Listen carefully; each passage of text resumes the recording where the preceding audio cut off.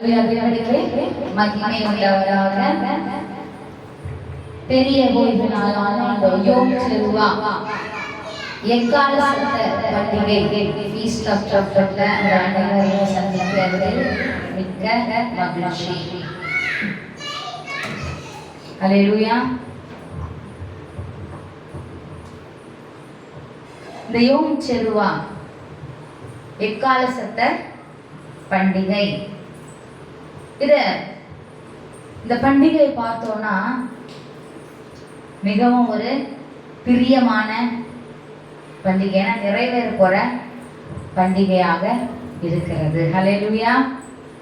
நம் நேசரோடு கூட சேர்ந்து எப்போதும் இருக்கக்கூடியதான பண்டிகை. ஆமென்.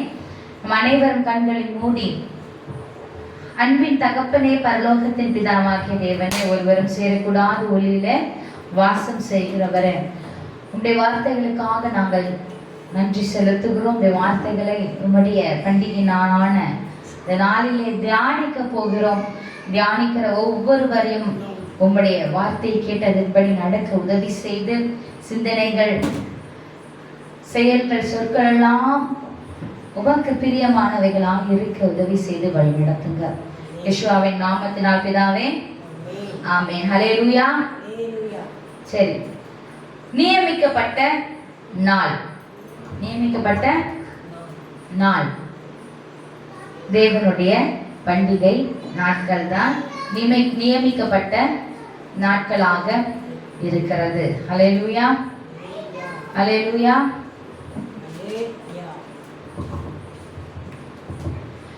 இந்த நியமிக்கப்பட்ட நாட்கள், பரிசுத்த நாட்கள் அப்படின்னா வேதாகமத்துல, வேதத்தின்படி விரய மொழியில மொய்தீம் என்று சொல்லப்படும். என்ன மொய்தீம்? மொய்தீம் என்றால் நியமிக்கப்பட்ட நாட்கள். மொய்தீம் என்றால் நியமிக்கப்பட்ட நாட்களாக இருக்கிறது. இந்த மொய்தீமை பற்றி நம்ம இன்னைக்கு என்ன பண்ண போறோம் பார்க்கலாம். நியமிக்கப்பட்ட நாட்கள். லேவியராகும் 23ஆம் அதிகாரம் 1-2 வாசிக்கலாம். லேவியராகும் 23:1-2 பின்னும் யாவே தேவன் மோசேயை நோக்கி, நீ இஸ்ரவேல் புத்திரரோடே சொல்ல வேண்டியது என்னவென்றால், சபை கூடி வந்து பரிசுத்த நாட்களாக ஆசரிக்கும்படி நீங்கள் கூற வேண்டிய யாவே தேவனுடைய கர்த்தருடைய பண்டிகை நாட்கள் ஆவன. சபை கூடி வந்து என்ன பண்ணணும்? சபை கூடி வர பரிசுத்த நாட்களாக ஆசரிக்கும்படி நீங்கள் கூற வேண்டிய யாரோட பண்டிகை நாட்கள்? எல்லாரும் சேர்ந்து சொல்லுங்க.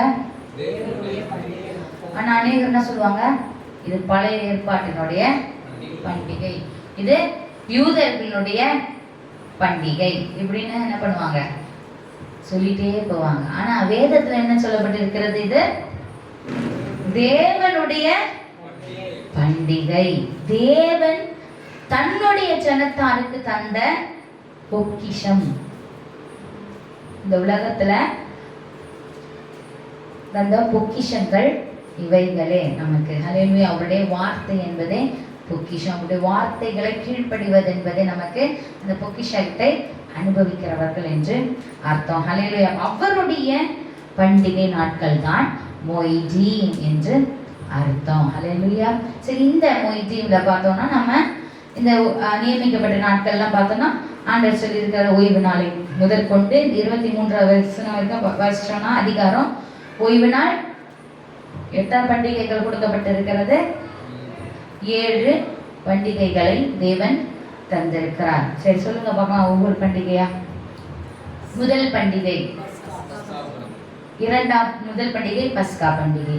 2ஆம் பண்டிகை புளிப்பில்லா அப்ப பண்டிகை. 3ஆம் பண்டிகை முதல் கனி பண்டிகை. 4ஆம் பண்டிகை பெந்தேகோஸ்தே பண்டிகை. 5ஆம் பண்டிகை எக்கால சத்த பண்டிகை. 6ஆம் பண்டிகை ஆவணிவர் நாள். 7ஆம் பண்டிகை கூடார பண்டிகை. சரி, பஸ்கா புளிப்பில்லா அப்ப பண்டிகை, முதற்கனி, பெந்தேகோஸ்தே பண்டிகை. இப்ப நம்ம பிரசண்டா இருக்க பண்டிகை என்னவா இருக்கு? கொண்டாடப்படுகிற பண்டிகை எக்கால சத்த பண்டிகை. எக்கால சத்தத்தினால் ஞாபக குறியாக கொண்டாடப்படுகிற பண்டிகை. எக்கால சத்தத்தை ஊதி அந்த சத்தத்தினால் ஞாபக குறியாக நீங்க என்ன பண்ணணும்?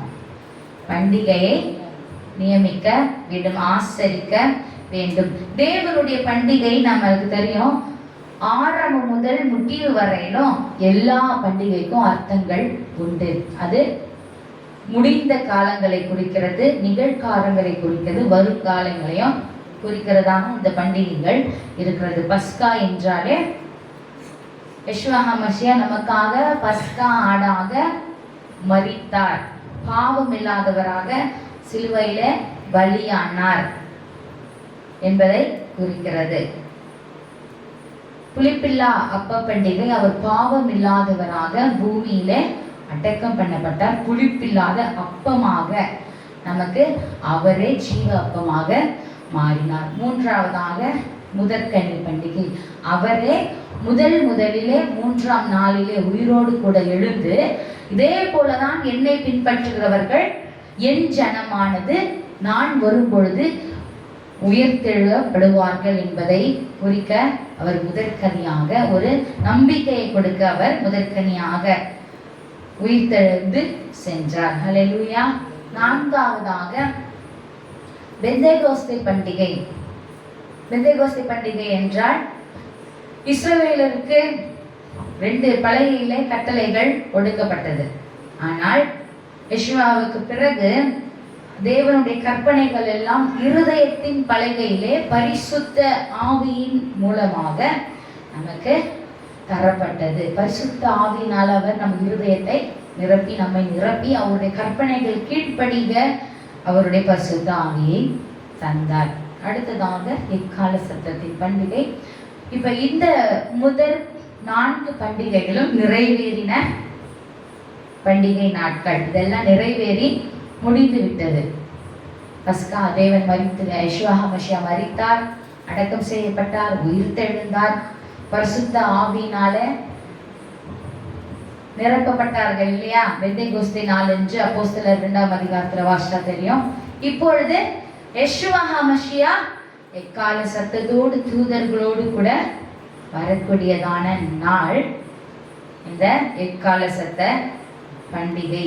அவருடைய சபையான மணவாட்டியை, யாரெல்லாம் அவருக்கு ஆயத்தத்தோடு காத்திருக்கிறவர்களை அவரோடு கூட சேர்த்து கொள்ள போகிற நாள் தான் இந்த எக்கால சத்த பண்டிகை. யோம் செருவா. ஹல்லேலூயா. வாசிக்கலாம்.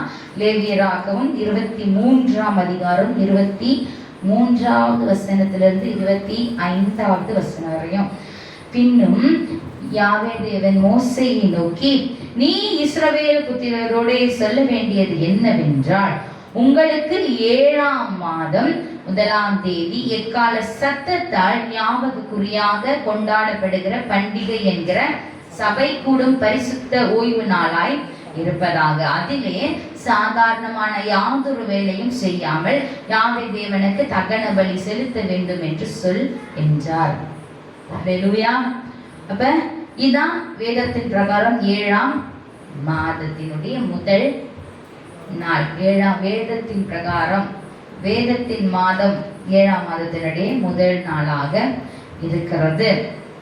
இந்த நாளை தான் தேவன் எக்கால சத்தத்தினால் உண்டாக ஞாபக குறியாக கொண்டாடப்படுங்கள் என்று சொன்னார். எதற்காகனா, அவர் சீக்கிரமாய் எக்கால சத்தத்தோடு நம்முடைய ராஜா வர போகிறார், அவருடைய ராஜ்யம் ஸ்தாபிக்கப்பட போகிறது என்பதை குறிக்கிறதற்கு. ஹல்லேலூயா. சரி, எக்காலம் என்றால் என்ன? எக்காலம் எபிரேய மொழியில எக்காலம் ஷோஃபார் என்று சொல்லப்படும். ஷோஃபார், எக்காலம் அப்படின்ற ஒரு, இப்ப இந்த மைக்கு நம்ம பேசுறோம் இல்லையா, என்னுடைய வார்த்தைகளை வாங்கி அது உங்களுக்கு ஸ்பீக்கர் மூலமா வெளியே தருது.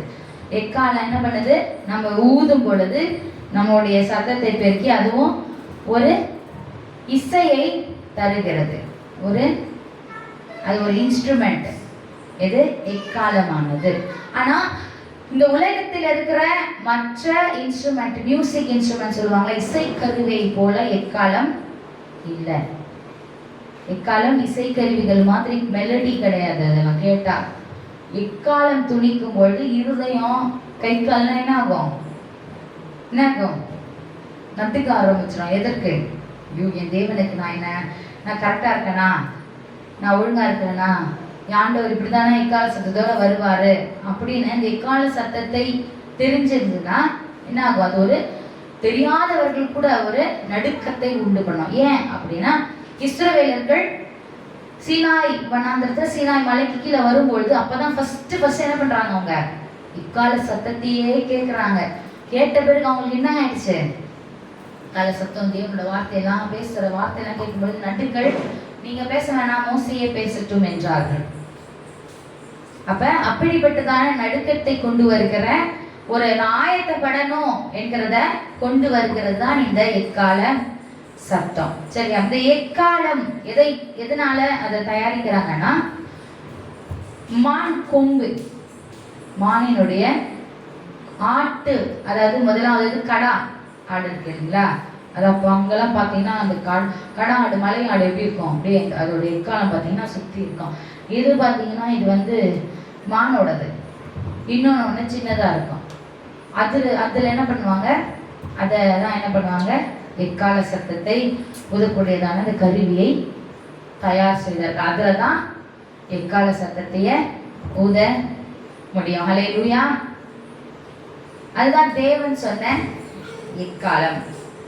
இந்த எக்கால சத்தம் எதற்கெல்லாம் யூஸ் பண்ணப்படுது, எதற்கெல்லாம் ஆண்டவர் எக்கால சத்தத்தை ஊதுங்க அப்படின்னு சொன்னார்னா, ஒன்று, அப்ப இஸ்ரவேலர்கள் வனாந்திரத்தில் இருக்கும்போது இஸ்ரவேலர்கள் அங்கிருந்து நகர்ந்து போகணும்னா எக்கால சத்தத்தை ஊதுவாங்க.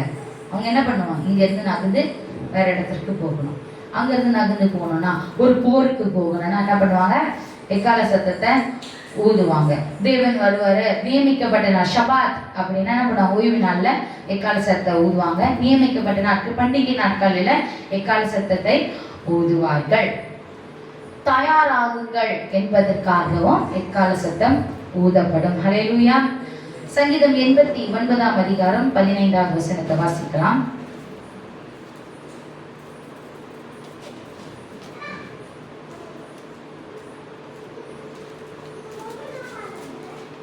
சங்கீதம் 89 அதிகாரம்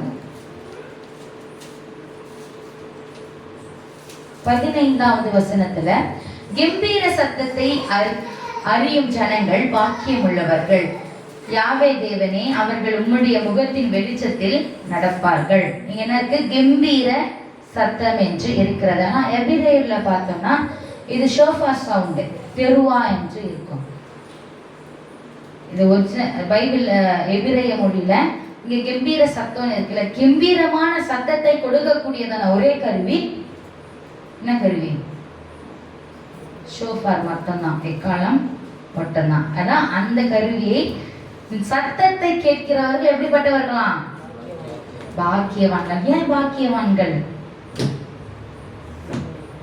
ஏன்னா தேவனுடைய ஜனங்கள் மாத்திரம்தான் அந்த சத்தத்தை கேட்க முடியும். அவர் வருகையில முதலாவது வருகைக்கு முன்பாக தொழிக்கப்படக்கூடியதான சத்தம், அந்த சத்தம் ஆயத்தப்படுத்தக்கூடியதான சத்தமாக இருக்கிறது. அதனாலதான் அந்த சத்தத்தை கேட்கிறவர்கள் பாக்கியவான்கள் என்று தாவீது சொல்லிட்டாரு. ஹல்லேலூயா.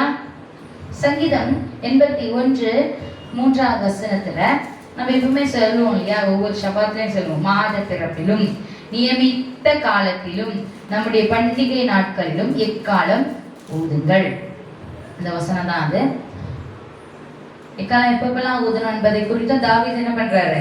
சொல்லி இருக்கிறார். ஹல்லேலூயா. சரி, மறுபடியும் நம்ம என்ன பண்ணலாம்? லேவியராகமம் 23ஆம் அதிகாரத்துக்கு திரும்பி போலாம். இப்ப இந்த எக்கால சத்த பண்டிகையினுடைய ஆழமான அர்த்தங்களை நம்ம தெரிந்து கொள்ளலாம். ஹல்லேலூயா. லேவியராகமம் 23 வாசிக்கலாம். 24லிருந்து 25ஆம் வசனம். 24-25. நீ இஸ்ரவேல் புத்திரரோடே சொல்ல வேண்டியது என்னவென்றால், உங்களுக்கு 7ஆம் மாதம் 1ஆம் தேதி இக்கால சத்தத்தால் ஞாபகக்குறியாக கொண்டாடப்படுகிற பண்டிகை என்கிற சபை கூட பரிசுத்த ஓய்வு நாளாய் இருப்பதாக அதில் சாதாரணமான யாதொரு வேலையும் செய்யாமல் யாவே தேவனுக்கு தகனபடி செலுத்த வேண்டும் என்று சொல் என்றார். நீ இஸ்ரவேல் புத்திரரோடே சொல்ல வேண்டியது. இதை ஒன்று எடுத்துவாங்க. யாருக்கு சொல்லணும்? அப்ப யாருக்கு அது? அப்ப நம்மலாம் இஸ்ரவேலர்கள் இல்லையா? வேதம் சொல்லுகிறது நாமெல்லாம் இஸ்ரவேலோடு கூட இணைக்கப்பட்டவர்கள், புறஜாதியர்கள். யாரெல்லாம் யெஷுவா ஹமஷியாவை ஏற்றுக்கொண்டு அவருடைய கற்பனைகளுக்கு கீழ்ப்படுகிறார்களோ அவர்கள் எல்லாம் யாரோட இணைக்கப்பட்டவங்க? இஸ்ரவேலோடு கூட ஒரே மரமாக இணைக்கப்பட்டவர்கள். அல்லேலூயா. வேதம் சொல்லுகிறது, உனக்கு ஆனாலும் சரி, உன்னிடத்தில் வந்து தங்குகிற புறஜாதியார் ஆனாலும் சரி, பரதேசி உன்னிடத்தில் இருக்கிறாங்களா அப்படின்னாலும் அவங்க எல்லாருக்குமே ஒரே பிரமாணம், ஒரே சட்டம் தான். தேவனுடைய கற்பனைகளுக்கு கீழ்ப்படிய வேண்டும். வேற சட்டம், அவங்களுக்கு ஒரு சட்டம், இவங்களுக்கு ஒரு கற்பனை என்பது இல்லை. இஸ்ரவேலர்கள் என்றால் யாரெல்லாம் யெஷுவா ஹமஷியாவை ஏற்றுக்கொண்டு அவரை நேசிக்கிறவர்கள் அனைவருமே இஸ்ரவேலர்கள். அப்ப இஸ்ரவேலர்களுக்கான கற்பனை தான் இது. என்ன? உங்களுக்கு 7ஆம் மாதம் 1ஆம் தேதி எக்கால சத்தத்தால் ஞாபகக்குறியாக கொண்டாடப்படுகிற சத்தம். இது என்ன குறி? ஞாபகம் வச்சுக்கோங்க. எதனால? என்ன சத்தத்தினால? எக்கால சத்தத்தினால ஞாபகக்குறியாக. எப்பவுமே உனக்கு ஞாபகத்துல இருக்கணும். ஏன் அது சொல்றாரு? ஞாபகத்துல இருக்கணும் சொல்லி ஏன் சொல்றாரு சொல்லுங்க. இதுக்கு முன்னாடி வந்து பஸ்காக்கெல்லாம் சொல்ல மாட்டாரு. இதுல இருக்கும் ஓய்வு நாளுக்கு 7ஆம் நாளை ஆசரிக்க நினைப்பாயாக, நினைத்து கொண்டிருப்பாயாகன்னு சொல்லுவார். ஆனா எக்கால சத்த பண்டிகை எக்கால சத்தத்தால் ஞாபக குறியாக, நீ வருஷம் இதை ஞாபக குறியாக எக்கால சத்தத்தோடு கூட என்ன பண்ண, இந்த பண்டிகையை ஆசரித்து கொண்டே இருக்க வேண்டும். அந்த எக்கால சத்தமானது உங்களுடைய காதுல வருஷம் கேட்டுட்டே இருக்கணும். அப்பதான் நம்ம என்ன பண்ண முடியும்? தேவனுக்கு பிரியமான ஜனமாக மாறி அப்படியே என்ன பண்ணுவோம்? அவருக்காக நடக்க வேண்டும் என்கிறதான நமக்கு ஞாபக குறியை கொடுக்கத்தக்கதான பண்டிகை. இந்த ஞாபகம்னாலே இதை வந்து எபிரேயர்ல சிக்ரோன் என்று சொல்லுவாங்க. அது வந்து ரிமைண்ட் பண்றது நம்மள. ஆண்டவர் வர போறாரு, ஜாக்கிரதையா இருங்க, செய்யுங்க, ஆயத்தமாங்க அப்படின்னு ஒரு ப்ரிப்பரேஷன், ஆயத்தப்படுத்துதல். எதற்கு? வருகிற நாட்கள் மோசமானதா இருக்க, தேவனை நம்ம நாடி தேட வேண்டும் என்பதற்காக. சரி, இந்த எக்கால சத்தி ஆண்டவர் வந்து இதை சொன்னார். ஆனா இதுக்கு முன்பாக எக்கால சத்தத்தை கேட்டார்கள். எல்லா பண்டிகையும் எக்கால சத்தத்தினால் உண்டாகக்கூடியதான பண்டிகைகள். நம்ம வந்து இந்த பஸ்கா எல்லாத்துக்கும் என்ன பண்ணுங்க? எக்காலத்தை ஊதுங்கள் என்று வேத வசனங்களை சொல்லுகிறது. ஆனா இந்த எக்கால சத்தம் பழைய ஏற்பாடுல சத்தம்னா அதற்கு தனியாக முன்னாடி என்ன பண்ணல, கொடுக்கப்படல. அது நிறைவேற போற பண்டிகை. ஏன்னா எக்கால சத்தமானது ஒவ்வொரு பண்டிகையிலும் ஒவ்வொரு ஷபாத்திலும் நினைவிலேயே இருக்குது இல்லையா? ஏன்னா அவருடைய வருகை எப்பொழுது நினைவுல இருக்கணும். என்ன டைம் இருந்தாலும் என்ன பண்ணணும்?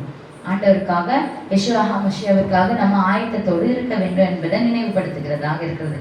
இது நிறைவேற போற பண்டிகை. இந்த நிறைவேறுதலை பற்றி நம்ம வாசிக்க போறோம். மத்திய 24ஆம் அதிகாரம் 29வது வசனத்திலிருந்து 31வது வசனம் வரை. மத்தியு 24 29 முதல் 31ஆம் வசனம் வரை வாசிக்கலாம்.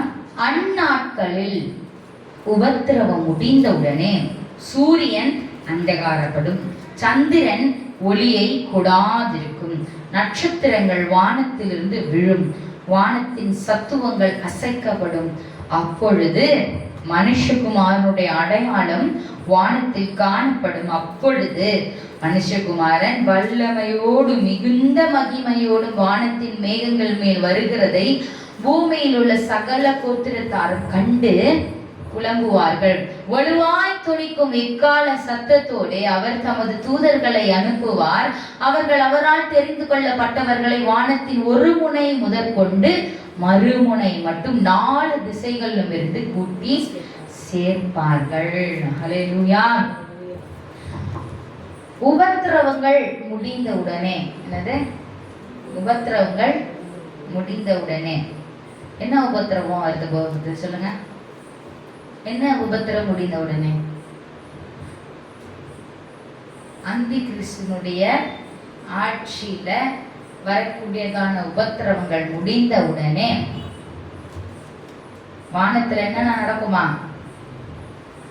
அடையாளங்கள் காணப்படுமா? என்னென்ன அடையாளம்? சூரியன் அந்தகாரப்படும். சூரியன் அந்தகாரப்பட்டு பார்த்திருக்கீங்களா? சந்திரன் ஒளியை கொடாதிருக்கும். அப்புறம் நட்சத்திரங்கள் வானத்திலிருந்து கீழே விழும். வானத்தின் சத்துவங்களே அசைக்கப்படுமா?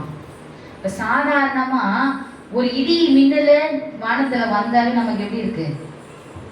ஒரு பயம் இல்லையா? இருக்கு இல்லையா? வெளியே போகுமா இடி மின்னல் அடிச்சுன்னா? அப்ப இந்த விஷயம் விஷுவலா நடக்கும் பொழுது எப்படி இருக்கும்? அவ்வளவுதான் இல்லையா? இப்ப தேவனுடைய அடையாளமானது அவ்வளவுதான் அப்படின்னு சொல்றதுல இருக்கு. ஹல்லேலூயா. அப்பொழுது மனுஷகுமாரனுடைய அடையாளம் வானத்திலே காணப்படும். எங்க காணப்படும்? எங்க காணப்படும்? எருசலேம்ல காணப்படுமா? பெங்களூர்ல காணப்படுமா? கர்நாடகால காணப்படுமா? 2 ஒண்ணுதான். ஆந்திரா, சென்னை, ஹைதராபாத், வேற எங்கேயாவது சேலம், மதுரை, அமெரிக்கா, இங்க காணப்படுமா?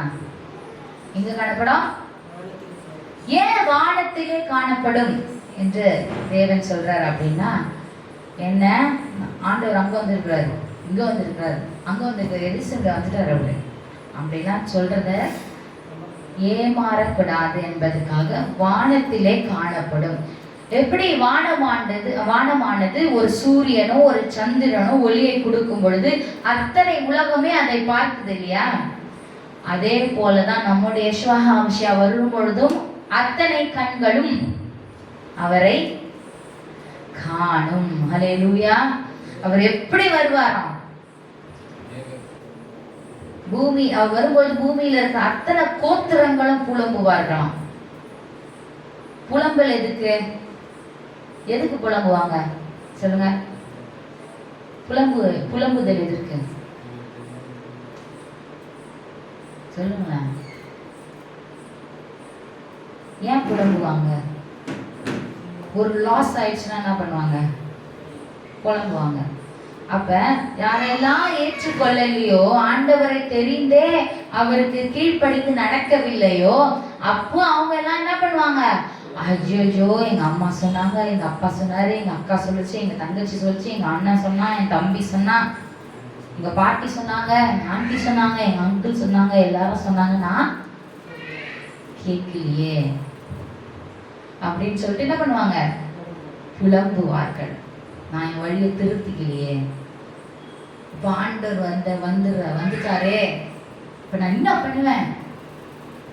இருதயம் உணர்த்திடும் பட்டுன்னு. ஆண்டவர் வராரு, சொன்னதெல்லாம் நிறைவேறிடுச்சு, அவ்வளவுதான். இப்போ புலம்பல் ஆரம்பிச்சு. அப்பதான் எல்லா பாவமும் டிஸ்பிளே டிவியில டிஸ்பிளேல வர மாதிரி எல்லா பாவமும் கண்ணு முன்னாடி வந்துட்டு டான்ஸ் ஆடிட்டு போகும். ஒண்ணுமே பண்ண முடியாது. என்ன பண்ண முடியும்? இவ்வளோ நாட்களை கொடுத்த தேவன் அப்போதான் என்ன பண்ணுவாரு? இன்னும் கொஞ்ச நாள், இந்த டைம், இந்த செகண்ட் கொடுங்க, நான் திருந்திடுறேன் அந்த டைம்ல அப்படின்னு கேட்டா கொடுப்பாரா? கொடுக்க மாட்டாரு. டோரு சாத்திரம். அந்த டைம்ல என்ன நடக்குது அப்படின்னா, வலுவாய் துணிவாய் கால சத்தத்தோடு தூதர்களை அவர் அனுப்புவார். தூதர்களை அவர் வானத்திலே அனுப்புறாரு. அப்ப அவங்க என்ன பண்ணுவாங்க? அவர்கள் அவரால் தெரிந்து கொள்ளப்பட்டவர்களை வானத்தின் ஒரு முனை கொண்டு மறுமுனை மட்டும் 4 திசைகளும் சேர்ப்பார்கள். பூமிக்கு எத்தனை திசைகள் இருக்கிறது? எத்தனை திசை இருக்கிறது? 4 திசை இருந்தா பூமி எப்படி உருண்டையா இருக்கும்? எப்படி உருண்டையா இருக்க முடியும்? 4 திசையில எப்படி பூமி உருண்டையா இருக்கும்? உருண்டிட்டு போகும்போது அது திசையெல்லாம் சேஞ்ச் ஆயிடுமே. தேவன் படைத்த உலகமானது உருண்டை இல்ல, வட்டம். பூச்சக்கரம், சக்கரம் எப்படி இருக்கு? உருண்டையா இருக்கு, இப்படியா பந்து மாதிரியா இருக்கு.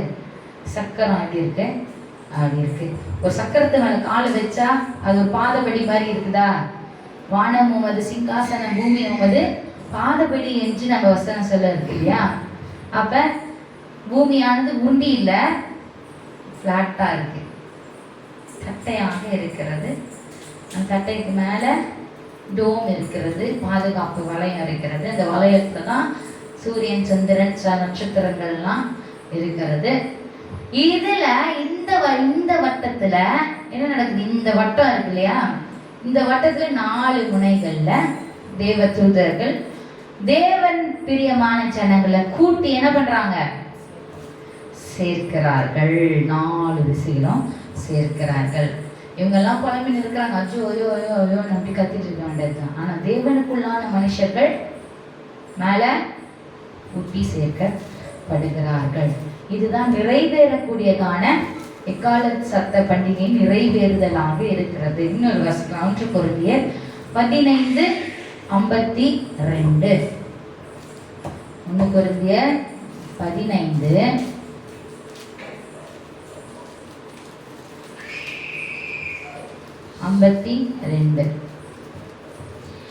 எக்காலம் துணிக்கும், அப்பொழுது மரித்தோர் அழிவில்லாதவர்களாய் எழுந்திருப்பார்கள், நாமும் மறுரூபமாக்கப்படுவோம்.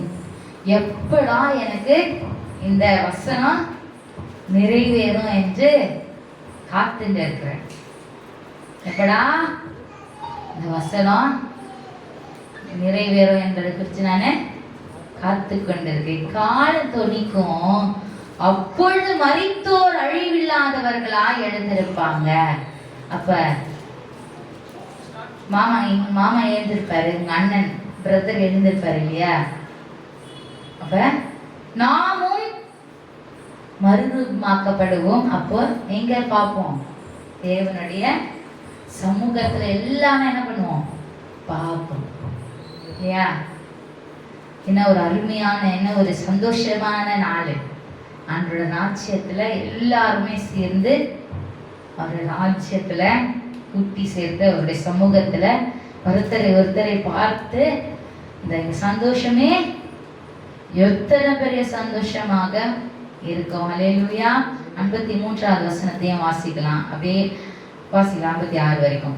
அழிவுள்ளதாகிய இது அழியாமையையும் சாவுக்கேதுவாகிய இது சாவாமையும் தரித்து கொள்ள வேண்டும். எது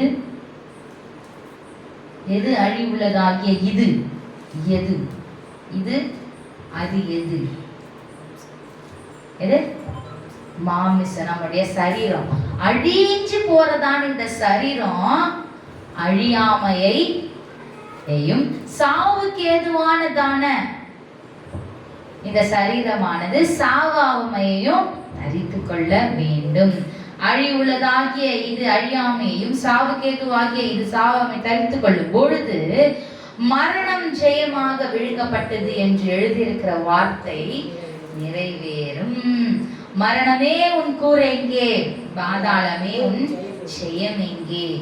மரணத்தின் கூர் பாவம், பாவத்தின் பலன் நியாயப்பிரமாணம் என்று இருக்கிறது. ஹல்லேலூயா, ஹல்லேலூயா. தேவனுக்கே மகிமை உண்டாவது. நியாயப்பிரமாணத்தை மீறி நடக்கிறவர்களுக்கு வருகிறதான தண்டனையை தேவன் என்ன பண்ணாரு? யெஷுவாவின் இரத்தத்தினாலே நீக்கி போட்டார். ஆமென், ஹல்லேலூயா. 1 தெசலோனிக்கேயர் 5ஆம் அதிகாரம்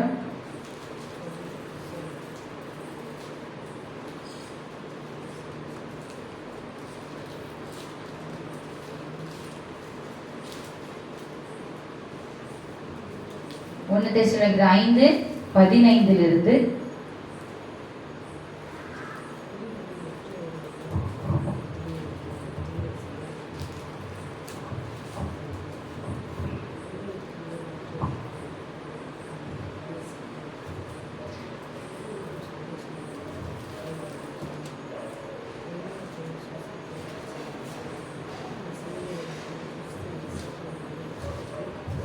சரி, ஒரு நிமிஷம். 15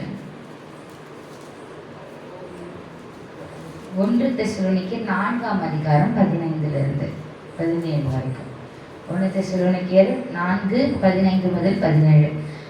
யாவே தேவனுடைய வார்த்தையை முன்னிட்டு நாங்கள் உங்களுக்கு சொல்லுகிறதாவது, யாவே தேவனுடைய வருகை மட்டும் உயிரோடு இருக்கும் நாம் நித்திரை அடைந்தவர்களுக்கு முந்திக் கொள்வதில்லை. யாரெல்லாம் மறிச்சிட்டாங்களோ அவங்களுக்கு முன்னாடி நம்ம ஆண்டவர் ராஜ்யத்துல போக முடியாது. ஏனெனில் யெஷுவா தாமே ஆரவாரத்தோடு பிரதான தூதனுடைய சத்தத்தோடு தேவ எக்காலத்தோடு வானத்திலிருந்து இறங்கி வருவார். அப்பொழுது கிறிஸ்துவுக்குள் மரித்தவர்கள் முதலாவது எழுந்திருப்பார்கள். பின்பு உயிரோடு இருக்கும் நாமும் யாவே யெஷுவாவுக்கு எதிர்கொண்டு போக மேகங்கள் மேல் அவரோடு கூட ஆகாயத்தில் எடுத்துக்கொள்ளப்பட்டு இவ்விதமா எப்பொழுதும் யாவே யெஷுவா தேவனோடு கூட இருப்போம். என்ன ஒரு என்ன மாதிரியான ஒரு அப்பா, இந்த மாதிரி இது நடக்கும் பொழுது யாருக்கெல்லாம் இந்த வசனங்களை வாசிக்கும் போது எப்படா அந்த ஆண்டவருடைய அந்த நாள் வரும்? எத்தனை பேருக்கு ஆசையா இருக்கா? இல்ல இன்னும் நிறைய அனுபவிக்க வேண்டியது இருக்குது. நிறைய பண்ணோம். நான் இந்த உலகத்துல கொஞ்சம் தான் வயசு, இன்னும் நிறைய வேலைலாம் இருக்கு அப்படின்னு நினைக்கிறீங்க. அதெல்லாம் காட்டிலும் 1000 நாட்களை பார்க்கிலும் தேவனுடைய சமூகத்தில் ஒரு நாள் வாழ்கிறது எவ்வளவு பெரிய பாக்கியம் என்று தாவீதுக்கு தெரியும். தாவீது தெரிஞ்சதுனாலதான் எடுத்திருக்கிறார். ஹல்லேலூயா. அவர் ஆரவாரத்தோடு தேவ எக்காலத்தோடு, இந்த எக்கால சத்தம் யெஷுவா மஷியா வருகையில வரக்கூடியதான சத்தம் என்ன சத்தம்? தேவனே ஊதுகிற எக்காலம். தேவன் ஊதுவார் அந்த எக்காலத்தை அவர் வருகையில. அந்த எக்கால சத்தத்தோடு அவர் வருவார். கண்கள் யாவும் அவர் என்ன பண்ணும்? காணும். முழங்கால்கள் யாவும் அவர் என்ன பண்ணும்? அவர் பார்த்ததான் மடங்கும். ஹல்லேலூயா. அவர் அப்பேற்பட்டவராக இறங்கி வருவார். ஒரு துதி ஆராதனைய பண்ணிட்டு இருப்பேன். அவருடைய வருகையினுடைய நினைவில் கொண்டுட்டு நம்ம இன்னும் கொஞ்சம் ஒரு 2 இன்னும் கொஞ்சம் வசனங்களை நம்ம தியானித்து இந்த ஓய்வு நாளை நம்ம பெரிய ஓய்வு நாள் அந்த எக்கால சத்த பண்டிகை நிறைவுக்கு கொண்டு வருவோம். ஹல்லேலூயா. ஹல்லேலூயா. அவர் வருகிறது எப்படியா இருக்கும்? ஆரவாரத்தோடு எக்கால சத்தத்தோடு தூதர்களோடு அவர் இறங்கி வருவார் இல்லையா? அவர் இறங்கி வருகிறது என்பது எப்பேற்பட்ட ஒரு விஷயமா இருக்கு. வெளிப்படுத்தின விசேஷத்திலையும் பார்த்தீங்கன்னா 11வது வசனத்துல நம்ம பார்த்தா தெரியும். 11வது வசனம் வெளிப்படுத்தின விசேஷம் 11:15 7ஆம் தூதன் எக்காலம் ஊதினான். அப்பொழுது உலகத்தின் ராஜ்யங்கள் நம்முடைய கர்த்தருக்கும் அவருடைய கிறிஸ்துவுக்கும் உரிய ராஜ்யங்கள் ஆயின. அவர் சதா காலங்களிலும் ராஜ்யபாரம் பண்ணுவார் என்னும் கம்பீர சத்தம் வானத்தில் உண்டாயின. அதுதான் கடைசி எக்காலம். ஆண்டவருடைய வருகையில வரக்கூடியதான எக்காலம் தான். என்ன எக்காலமா இருக்கு? என்ன எக்காலமா இருக்கு? கடைசி எக்காலமாக இருக்கிறது. ஹல்லேலூயா. என்ன ஒரு அருமையான, என்ன ஒரு பிரியமான, எனக்கு எல்லாம் யாரெல்லாம் ஆண்டவரை பிரியமா இருக்கணும் என்று நினைக்கிறார்களோ அவர்களுக்குன்னா இந்த நாட்கள், இந்த வருகிறதான தேவனுடைய வருகை என்பது மிகவும் பெரியதாக இருக்கும். ஆமென். ஹல்லேலூயா. யெஷுவாவின் 2ஆம் வருகை சமீபமாக இருக்கிறது. ஆகவே நம்ம என்ன பண்ணோம்? அதுக்கு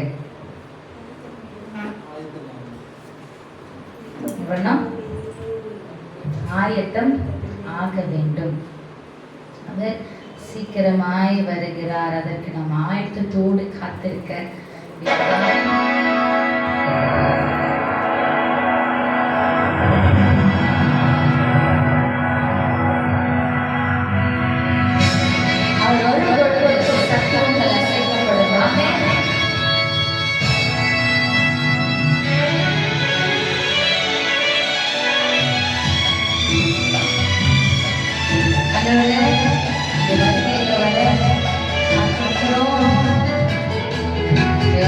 சீக்கிரமா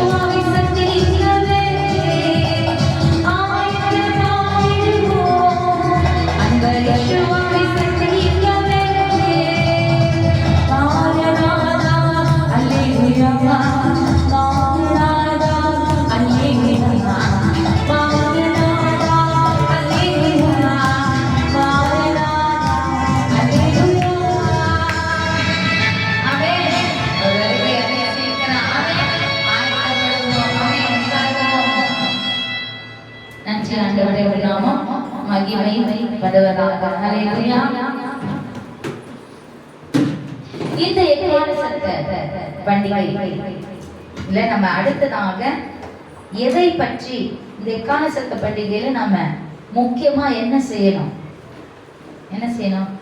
எக்கால சத்த 7ஆம் மாதம் முதல் நாள்ல சபை கூடி வந்து நல்லா ஆண்டவரை ஒரு 4-5 பாட்டை பாடி துதிச்சிட்டேன், ஆண்டோட வார்த்தைய கேட்டேன், அதோட போயிட்டேன் அப்படின்னு இருந்தா யெஷுவா வந்து போயிடுவார். நம்ம என்ன பண்ணணும்? இந்த பண்டிகை நமக்கு என்ன உணர்த்துகிறது என்பதை குறித்து நம்ம வாசிக்கலாம். மத்தேயு 22ஆம் அதிகாரம் 1 - 14வது வசனம். ஆண்டவராகிய யெஷுவா ஹமஷியா ஓமைகளினாலே நிறைய விஷயங்களை குறித்து பேசியிருக்கிறார் இல்லையா? இப்ப மத்தேயு 22ஆம் அதிகாரத்துல 1 - 14வது வசனத்துல சொல்லப்படுகிறதான ஒரு உவமையை குறித்து நம்ம வாசித்து தியானித்து கலச பண்டிகை நிறைவேற்றி கொண்டு வரலாம். ஆமென். மத்தேயு 22ஆம் அதிகாரம் 1 யெஷுவா மறுபடியும் அவர்களோட ஊமைகளாய் பேசி சொன்னது என்னவென்ற ஊமையா பேசுறார், உவமைகளால் பேசுகிறார். பரலோக ராஜ்யம் தன் குமாரனுக்கு கல்யாணம் செய்த ஒரு ராஜாவுக்கு ஒப்பாய் இருக்கிறது. அழைக்கப்பட்டவர்களை கல்யாணத்திற்கு வர சொல்லும்படி அவன் தன் ஊழியக்காரரை அனுப்பினான். அவர்களோ வர மனதில்லாதிருந்தார்கள். அப்பொழுது அவன் வேறு ஊழியக்காரரை அழைத்து, நீங்கள் போய் இதோ என் விருந்தை ஆயத்த பண்ணினேன், என் எருதுகளும் கொடுத்த ஜந்துக்களும் அடிக்கப்பட்டது, எல்லாம் ஆயத்தமாயிருக்கிறது, கல்யாணத்திற்கு வாருங்கள் என்று அழைக்கப்பட்டவர்களுக்கு சொல்லுங்கள் என்று அனுப்பினார். அழைக்கப்பட்டவர்களோ அதை அசட்டை பண்ணி ஒருவன் தன் வயலுக்கும் ஒருவன் தன் வியாபாரத்திற்கும் போய்விட்டான். மற்றவர்கள் அவன் ஊழியக்காரரை பிடித்து என்ன பண்ணாங்க? அவமானப்படுத்தி கொலை செய்தார்கள். ராஜா அதை கேள்விப்பட்டு கோபம் அடைந்து தன் சேனைகளை அனுப்பி அந்த கொலை பாதகரை அழித்து அவர்கள் பட்டணத்தையும் சுட்டெரித்தார். அப்பொழுது அவர் தன் ஊழியக்காரரை நோக்கி, கல்யாண விருந்து ஆயத்தமாயிருக்கிறது, அழைக்கப்பட்டவர்களோ அதற்கு அபாத்திரமாய் போனார்கள். ஆகையால் நீங்கள் வழி சந்திகளிலே போய் காணப்படுகிற யாவரையும் கல்யாணத்திற்கு அழைத்து கொண்டு வாருங்கள் என்றார். அந்த ஊழியக்காரர் புறப்பட்டு வழிகளிலே போய் தாங்கள் கண்ட நல்லார் பொல்லார் யாவரையும் கூட்டிக் கொண்டு வந்தார்கள். கல்யாண சாலை விருந்தாளிகளால் நிறைந்தது. விருந்தாளிகளை பார்க்கும்படி ராஜா உள்ளே பிரவேசித்த போது கல்யாண வஸ்திரம் தரித்திராத ஒரு மனுஷனை அங்கே கண்டு, சிநேகிதனே, நீ கல்யாண வஸ்திரம் இல்லாதவனா இங்கே எப்படி வந்தாய் என்று கேட்டார். அதற்கு அவன் பேசாமல் இருந்தான். அப்பொழுது ராஜா பணிவிடைக்காரரை நோக்கி, இவனை கையும் காலும் கட்டி கொண்டு போய் அழுகையும் பற்கடிப்பும் உண்டாயிருக்கிற புறம்பான இருளிலே போடுங்கள் என்றார். அந்தபடியே அழைக்கப்பட்டவர்கள் அநேகர், தெரிந்து கொள்ளப்பட்டவர்கள் சிலர். சரி, இந்த ஊமையினுடைய அர்த்தம் யாருக்காவது விளங்குச்சா? இந்த ஊமைகளுடைய அர்த்தம் விளங்குதா? விளங்கிக்கலாம். இன்னும் கொஞ்சம் டீப்பா போய், பரலோக ராஜ்யமானது தன் குமாரனுக்கு கல்யாணம் செய்ய ஒரு ராஜாவுக்கு ஒப்பா இருக்கிறது. பரலோக ராஜ்யத்திற்குள்ள போகணும் அப்படின்னா அதுக்கு ஆண்டவர் சொல்றாரு, அப்படி போனோம்னா என்ன நடக்க வேணும் அப்படின்னா, பரலோக ராஜ்யத்துக்கு போனா ராஜாவானவர் தன்னுடைய பையனுக்கு ஒரு கல்யாண விருந்து, ஒரு ராஜா வீட்டினுடைய தன் மகனுடைய கல்யாண விருந்து எப்படி இருக்கும்? தடல் குடலா இருக்கும் இல்லையா? ஒரு ராஜா, சாதாரண கல்யாணம் இல்லை, ராஜாவுடைய மகனுக்கு கல்யாணம். அப்ப எப்படிப்பட்ட கல்யாணமா இருக்கும்ன்றது நமக்கே தெரியும். அப்ப ராஜா சொல்ற, அழைக்கப்பட்டவர்களை கல்யாணத்திற்கு வர சொல்லும்படி அவன் தன் ஊழியக்காரர்களை அனுப்பினார். அவர்களோ வர மனதில்லை. கல்யாணத்துக்கு வாங்க அப்படின்னு சொல்லி நம்ம நினைக்கக்கூடாது. நம்மள ஒரு கல்யாணத்துக்கு நம்ம ஏன் வரமாட்டேன்னு சொல்லுவோம், நம்ம ஓடி போயிடுவோமே அப்படின்னு நம்ம நினைப்போம். இதுதான் விசித்திரமா இருக்குதுன்னு இங்க சொல்லக்கூடியதான விஷயம் தான் முன்னாடி ஆண்டவர் சொல்றது. எதுக்கு ஒப்பா இருக்கு? ராஜ்யத்திற்கு ஒப்பாங்க இருக்கிறது. அப்ப இந்த ராஜா அழைப்பு விடுத்த பொழுது ஜனங்கள் என்ன பண்ணல? வர மனசு இல்லை, வரமாட்டேன்னு சொல்லிட்டாங்க. அப்பொழுது அவர் வேற ஒரு ஊழியக்காரனை வேலைக்காரனை அந்த ராஜா கூப்பிட்டு, நீங்க போய் என் விருந்தெல்லாம் என்ன பண்ணுங்க, ஆயத்தம் பண்ணுங்க. என் எருதுகளை நான் அடிச்சிருக்கிறேன், நிறைய ஆடு மாடுகள் ஜந்துக்கள் என்ன பண்ணுங்க மறித்திருக்கிறது, எல்லாம் ஆயத்தமா இருக்கிறது, திருப்பி கல்யாணத்துக்கு வாங்க என்று அவங்களுக்கு போய் சொல்லுங்கன்னு திருப்பி ரெண்டாவது ஒரு ஆளை விட்டு இந்த ராஜா அனுப்புறாரு. அப்ப அனுப்பும்பொழுது அவங்க என்ன பண்றாங்க, அழைக்கப்பட்டவர்களை அனுப்பும் பொழுது அந்த அனுப்பப்பட்ட ஊழியக்காரர்களை வேலை செய்யுங்களை போட்டு அடிச்சு கொலைய பண்ணிடுறாங்க ஊர் ஜனம். சரியா? பண்ணிட்டு என்ன எல்லாம் அவங்கவுங்க வேலையை பார்த்துட்டு, ஒருத்தன் ஒரு வயலுக்கு போயிட்டான், வேலையை பார்க்க போயிட்டான், வியாபாரத்துக்கு போயிட்டான், அவன் வேலையை பார்த்துட்டு போயிட்டான். இன்னொருத்தங்க என்ன பண்றாங்க, அது அவமானமும் படுத்தி விட்டாச்சு. ராஜா என்ன பண்றாரு, அதை கேள்விப்படுறாரு. ராஜா என்ன பண்றாரு, கேள்விப்பட்டு கோபம் அடைந்து என்ன செய்யறாரு, அந்த கொலை பாதகர்கள் எல்லாம் அழிச்சிட்டாரு. அவர்கள் பட்டணத்தை என்ன பண்ணிட்டாரு, சுட்டெரிச்சிட்டாரு. பட்டணமே சுட்டெரிச்சிட்டாரு. அப்போ திருப்பி என்ன பண்றாரு, அவர்களுடைய கல்யாண விருந்துக்கு மறுபடியும் நீ போயிட்டு இருக்கிறாங்க அத்தனை பேரையும் கூட்டுவா, வழியில போறியா, யாரா இருந்தாலும் கூட்டுவா. அதனாலதான் இங்க வசனம் என்ன இருக்கு, கல்யாண விருந்துகளுக்கு அவங்க எல்லாம் கூட்டு வரப்பட்டாங்க. என்னது, யார் யாரெல்லாம் கூட்டு வரப்பட்டாங்க, புறப்பட்டு போய் வழிகளிலே போய் தங்கள் கண்ட நல்லோர் பொல்லார் யாவரையும், பொல்லாதவங்க நல்லவங்க எல்லாரையும் என்ன பண்ணாங்க, கூட்டு வந்தாங்க. அவங்க கூட்டு வரும் பொழுது கல்யாணத்துக்கான வஸ்திரம் அவங்களுக்கு கொடுக்கப்படும். அழைப்பு விட்டா அந்த அழைப்புக்கான இன்விடேஷன் கொடுக்கப்படுது, அழைப்புதல். இப்ப நம்ம ஒரு சும்மா இந்த வயல சொல்லி போயிடுவாங்க, கல்யாணம் என்ன பண்றாங்க, ஒரு இன்விடேஷன் தராங்க, ஒரு அழைப்புதழை தராங்க நமக்கு. அப்ப இங்க என்ன அழைப்புதலா இருக்குன்னா, ஒரு வஸ்திரத்தை, வஸ்திரம்னா ட்ரெஸ் அழைப்புதலா தந்து ஒவ்வொருத்தரையும் கூப்பிடுறாரு. யாரு, ராஜா. இப்ப வழியில போறவங்க இருக்கிறவங்க எல்லாரையும் அந்த வஸ்திரத்தை கொடுத்து கூப்பிடுகிறார். அப்ப எல்லாரும் என்ன பண்ணாங்க, அந்த கல்யாண விருந்துக்கு போனாங்க. கல்யாண விருந்து நடந்தது. அப்ப என்ன நடக்குது அப்படின்னா, விருந்தாளிகள் எல்லாம் எப்படி இருக்கிறாங்கன்னு பாக்குறதுக்கு ராஜா உள்ள வரும் பொழுது அதுல ஒரே ஒரு மனுஷன் மட்டும் எப்படியா இருக்கிறானா, ட்ரெஸ் இல்லாம இருக்கிறானா. அதாவது ராஜா கல்யாணத்திற்காக போட்டு வர சொல்லிக்கிறதான அந்த ட்ரெஸ்ஸ அந்த ஆளு, இந்த மனுஷன் தரித்து கொள்ளவில்லை, போடல. உடனே போய் உனக்கு தான் ட்ரெஸ் கொடுத்தாச்சு, நீ அதை போடாத. என்ன சொல்றாரு, சிநேகிதனே நீ கல்யாண வஸ்திரம் இல்லாதவராய் இங்கே எப்படி வந்தா என்று கேட்டார். அதற்கு அவன் எப்படி இருந்தானா, எப்படி இருந்தான், ஏதா சொன்னான், அவன் பேசாமல் இருந்தான். ஏதோ பேசி, இல்லைங்க நான் வஸ்திரம் இல்லை, எனக்கு இப்படி ஆயிடுச்சு, எனக்கு கொஞ்சம் வஸ்திரம் தான் கொடுங்க, நான் கூட கொடுத்துருப்பாரு. அதனால நீ என்ன கேட்கறது, நானா அமுக்கமா பேசாம இருக்கிறது. இப்போ புரியுதா, ஆண்டோட சமூகத்துல அமைதியா இருக்கிறதுன்றதும் தவறு.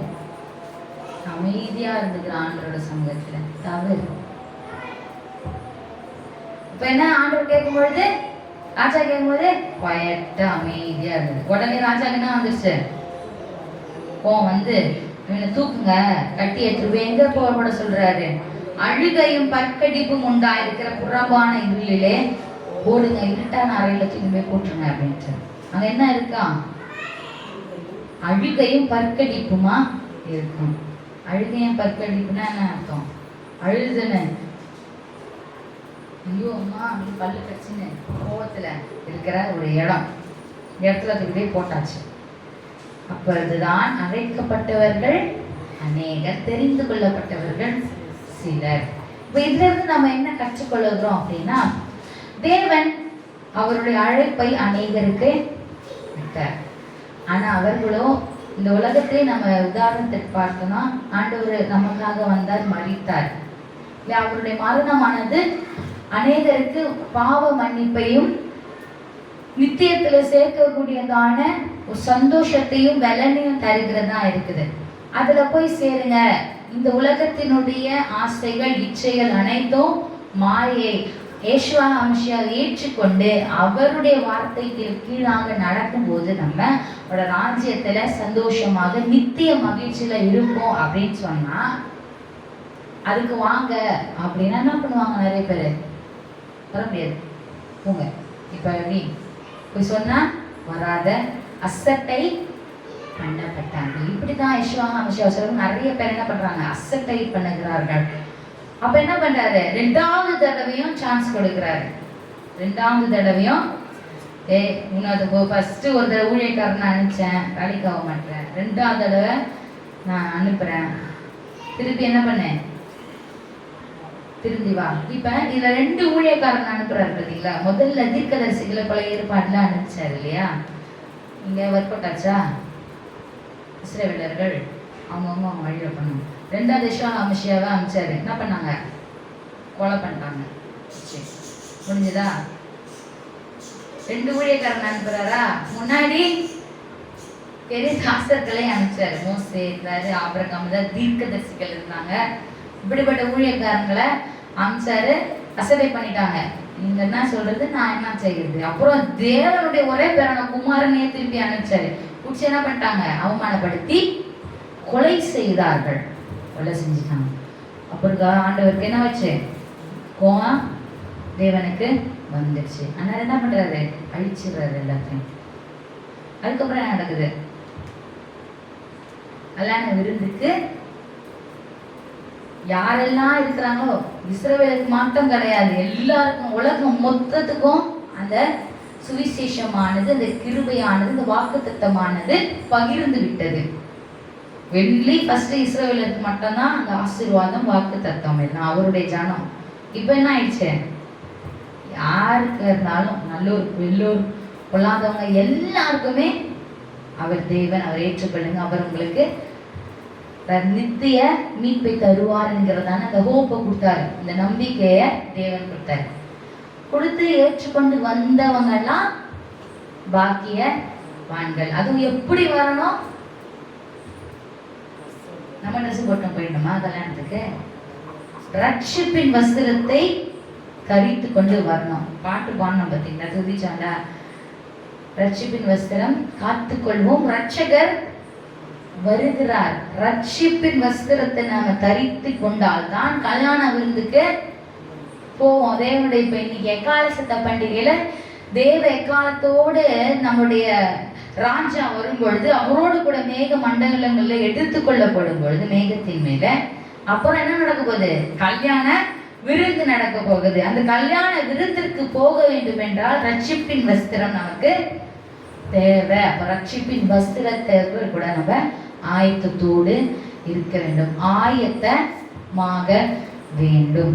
எதற்கு எக்கால சத்த பண்டிகை வருடம் வருடம் வருடம் நம்ம கடைபிடிக்கிறோம்னா ஆயத்தமாகணும். இந்த வருஷம் இருந்தது போல அடுத்த வருஷம் நம்ம இருக்கக்கூடாது.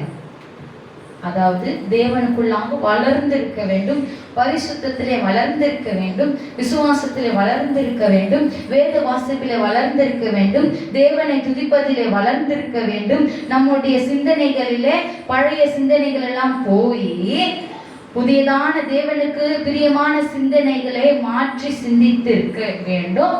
நம்முடைய கிரியைகள், நான் செய்கிற விஷயங்கள் எல்லாம், இன்னைக்கு நான் இந்த வருஷம் நான் சிகரெட்டு குடிச்சேன், அடுத்த வருஷம் நான் குடிக்கிறது இல்லை, மறந்தாச்சு. இப்படிதான் பரிசுத்தம் மாறணும். நான் இப்படி 24 hours நான் டிவிலே இருப்பேன், இப்ப நான் டிவியை விட்டாச்சு. அப்படி இல்லை, நான் தேவனோட வார்த்தைகளை தியானிக்கிறேன். என்னோட வாயில அசிங்கமான வார்த்தைகள் தான் தொடர்ந்து வந்துட்டு இருக்கும். நான் எல்லாம் கெட்ட ஃப்ரெண்ட்ஸுங்களோட தான் சேர்ந்து சுத்திட்டு இருப்பேன், எல்லாம் செஞ்சுட்டு இருப்பேன். ஆனா இப்பொழுதும் நான் தேவனுக்கு பிரியமானவர்களுக்குள்ளாக நான் ஐக்கியமா இருந்து மாறி இருக்கிறேன். இப்படிதான். அதனால வருஷம் வருஷம் வருஷம் வருஷம் என்ன ஆகணும்? பரிசுத்தம் அழிந்து கொண்டே போகணும். எக்கால சத்தம் கேட்க கேட்க, ஒவ்வொரு வருஷத்தையும் ஒவ்வொரு பண்டிகையில கேட்க கேட்க நாம மறுரூபமாகி கொண்டே போகும் பொழுது யெஷுவா ஹமஷியா அவரோட வருகை இப்படி வந்துடும். அந்த ஆயத்தம் என்பது இல்லைன்னா ஆண்டவர் பாப்பா, நீ அப்போத்துல இருந்து இப்படிதான்டா இருக்கிற, தான் இருக்கிறீங்க, என்ன நீ ஆயத்தமா இருக்கிற அப்படின்னு ஒரு கேள்வியை கேட்பார். எப்படி எடுத்துக்கொள்ளப்படுவாங்க? போனார்னா இப்ப இந்த ஒருத்தனை கண்டுபிடிச்சாரு பார்த்தீங்களா, என்னடா வஸ்திரம், உன்னால நம்மளால என்ன செய்ய முடியும்? ரட்சிப்பின் வஸ்திரத்தை கொடுத்தல, எங்க அந்த வஸ்திரம், எங்க அந்த ரட்சிப்பு? நீ ரட்சிக்கப்பட்டு இருந்தால், நீ ரட்சிப்பை அடைந்திருந்தால் உன்னுடைய குணம் நலம் எல்லாமே மாறி இருக்குமே, எங்க போச்சு இந்த வஸ்திரமானது? அந்த வஸ்திரமானது நம்ம கண்களுக்கு தெரியாது, தேவ கண்களுக்கு தான் தெரியும். அவர் கேட்பார், அப்போ போ, எங்க போவ? நியாயத்திற்கு போ. அழுக்கையும் பற்கடிப்பு இருக்கக்கூடியதான நரகத்துல போய் அங்க தரித்துரு அப்படின்னு சொல்லிட்டு அனுப்பிச்சிடுவார். அதுக்காக நம்மளை இவ்வளோ ஒரு கண்ணு கருத்தமா பார்த்து நம்மளை கழுகின் மேல சுமக்கிற, கழுகு குஞ்சு மேல சுமந்து கொண்டு போகிறது போல நம்மை அவர் சுமந்து கொண்டு வருகிறார் என்று வேதவசனம் இஸ்ரவேலர்களுக்கு சொல்லுவார் தேவன். அப்படி நம்மளை சுமந்து கொண்டு வர நம்ம எப்படி இருக்கணும்? ஒவ்வொரு வருஷங்களும் நம்ம மாறிட்டே இருக்கணும். இந்த மாமிசமானது சில அடி வாங்கும், சில அடி வாங்குவோம், விழுவோம். ஆனா அதுல இருந்து என்ன பண்ணணும்? சுதாரிச்சுட்டு அதுல இருந்து உஷாரா இருந்து அதுல இருந்து வெளியே வந்துடணும். அதுலயே போயிட்டோம்னா மாட்டிக்கிட்டோம் அர்த்தம். அல்லேலூயா. அப்ப இந்த ஓமையானது அழைக்கப்பட்டவர்கள் அநேகர், தெரிந்து கொள்ளப்பட்டவர்கள். இந்த உலகத்துல எத்தனையோ கிறிஸ்துவர்கள் இருக்கிறார்கள், எத்தனையோ இயேசு கிறிஸ்துவை தெரிந்தவர்கள் இருக்கிறார்கள். அத்தனை பேர்களும் தேவனுடைய ராஜ்யத்திற்குள்ளாக போவார்கள் என்றால் அது முடியாது, சாத்தியம் இல்லாதது. இந்த உலகத்துல கிறிஸ்துவை அறியாத ஜனங்கள் இருக்கிறார்கள், இருக்காங்க. அவங்க ஆண்டவரோட வருகைக்குள்ளாங்க சிலர் எடுத்துக்கொள்ளப்படுவாங்க. அவங்க ஆண்டவர்களை விடணும், அது கூட முடியும். உண்மையா இருந்தாங்கன்னா ஆண்டவருக்குள்ள போயிடலாம். ஆண்டோட ராஜ்யத்துல போகிறது தான் முக்கியமான, மிகவும் மிகவும் முக்கியமான விஷயமா இருக்கு. அவரோட ராஜ்யத்துல தான் நம்முடைய சிந்தனைகள் இருக்க வேண்டும். ஹல்லேலூயா. ஆகவே நம்ம தெரிந்து கொள்ளப்பட்டவர்களாக மாறணும். என்ன மாறணும்? தெரிந்து கொள்ளப்பட்டவர்களாக மாற வேண்டும் என்றால் நம்ம என்ன போட்டு ஆயத்தமா இருக்கணும்? சொல்லுங்க. தெரிந்து கொள்ளப்பட்டவர்களாக மாறணும்னா நம் என்ன செய்து ஆயத்தமாக இருக்க வேண்டும்? என்ன செய்து ஆயத்தமா இருக்கணும்? இப்பதான் சொன்னேன், ரட்சிப்பின் வஸ்திரத்தை விட்டுடக்கூடாது. அது போட்டு ஆயத்தமாக நம்ம இருக்கணும். நம்ம எல்லாரும் எழுந்திருந்து தேவனை நோக்கி நன்றி செலுத்தி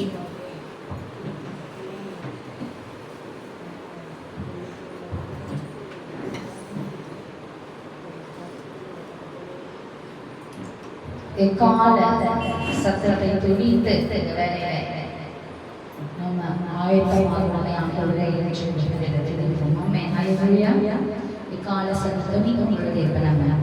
நம்மை நாமே நிதானிக்க ஆண்டவருடைய வருகை சமீபமாக இருக்கிறது. ஆயத்தமாக நாமே என்று சொல்லுவோம்.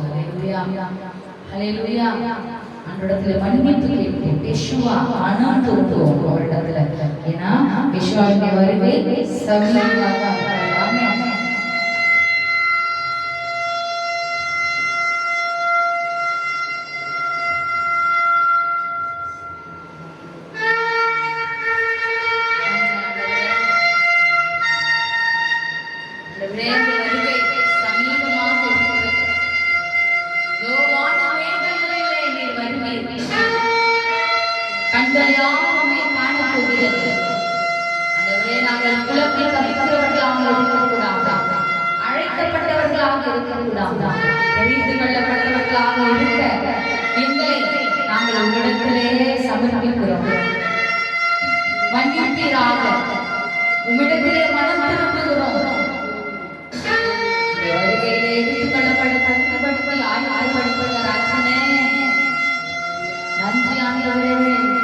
நன்றி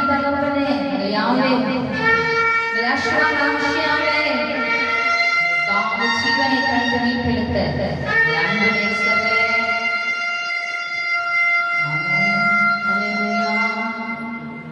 அல்லேலூயா. நன்றி ஆண்டவரே, உங்களுக்கு நன்றி செலுத்துகிறோம், உம்மை ஆராதிக்கிறோம், உம்மை மகிமைப்படுத்துகிறோம்.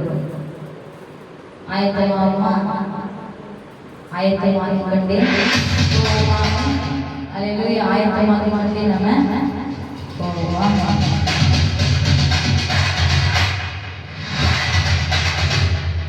நன்றி ராஜா. நன்றி